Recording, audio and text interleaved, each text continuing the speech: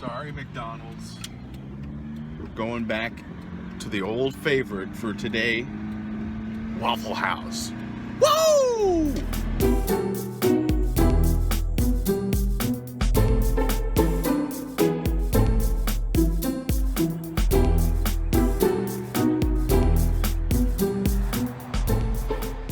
Now there are some of you who make fun of me because I eat at Waffle House to start off the day, but you got to get some energy in and some breakfast, and I tend to like to do it here. Not to mention the fact it's probably the only place that's open at 4:30, 5 o'clock in the morning when I have to get ready to start doing stuff. So, on to pick up the RV and on to get the day started. Good morning, folks. David, aka RV Jedeye. Got my coffee here, and right there's the rig. A lot to do today. Going to work on the flooring. Going to paint some places that I wasn't able to get to because the couch was in place. And then I'm going to dry fit a little bit of some flooring to see how the whole process is going to work in the near future. So let's finish up some coffee, Java, and then let's go at it.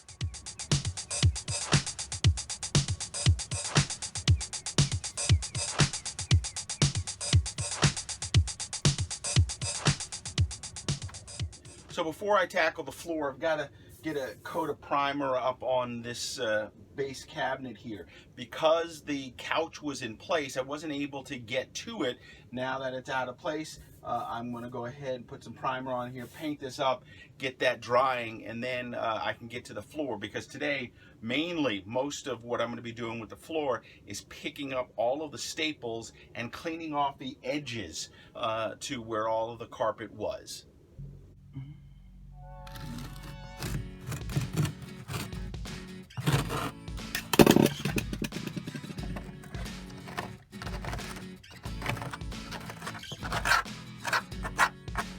You know, pulling up that those little bits of carpet pieces, I'm finding that this device, the needle nose pliers, seem to be the best thing to get in there and just rip everything out after I've scored them with the knife.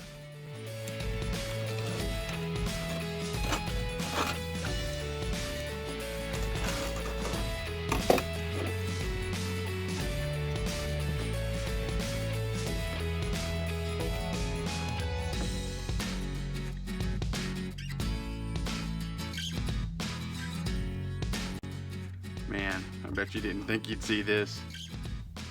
We're painting.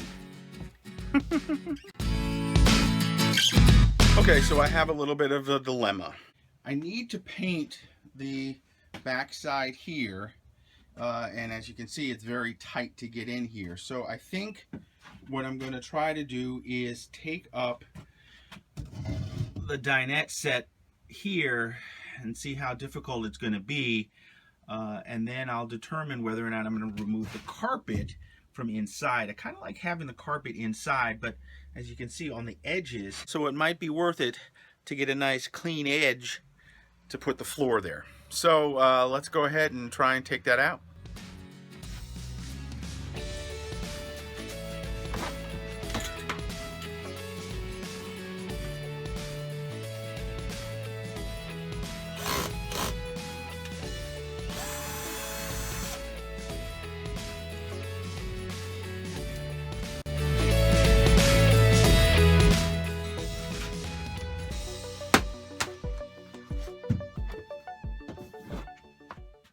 Okay, so removing this was not as difficult as I thought. So I think I'm actually going to lift up everything, trim off the edges, and get a really nice clean butt up against the Dinette Set so that when I put down the floor, it'll go up really nice and tight.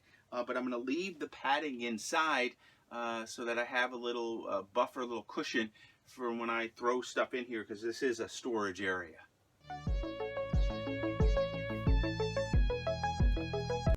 So I'm getting a coat of primer on the back of the Dinette Set, and then I'll get some white on it, and then this piece will be painted as well. Alright, so the challenge for me right now is to clean up the edges of the dinette set so that I can continue to clean up the floor. So growing up, my grandmother, Gaga, she used to have this expression, lazy man works the hardest. And I clearly have been a lazy man because I thought I could cut around the dinette set and it was more work and I sweated, as you can tell. So I just decided to take the whole dinette set out. I'm going to take the carpet out and start everything from scratch. Thanks, Gaga.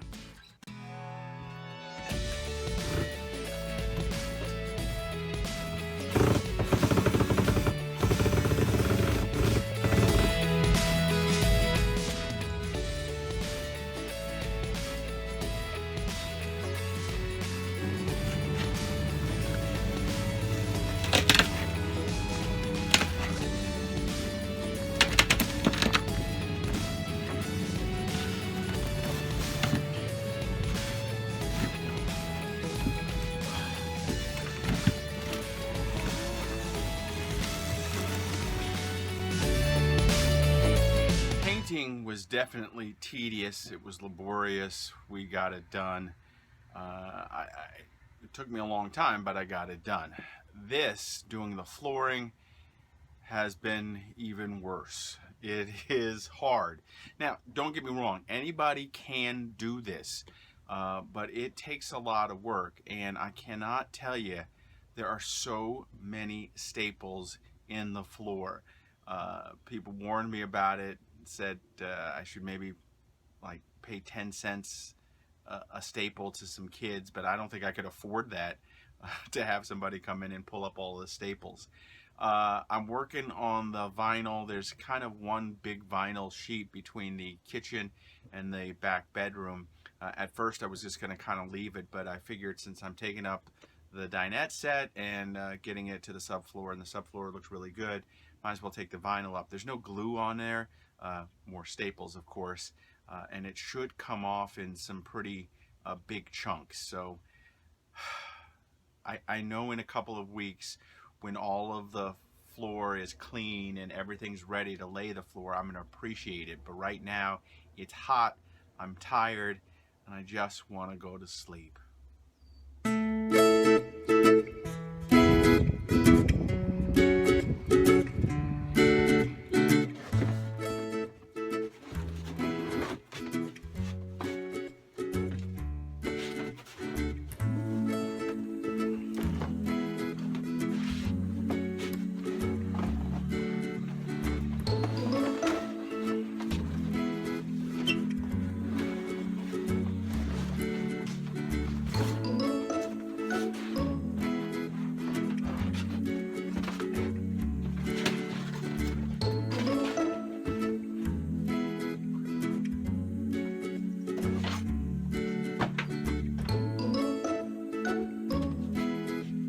Big sheet, looks pretty good. Let's see if I can rip it up all the way to the back.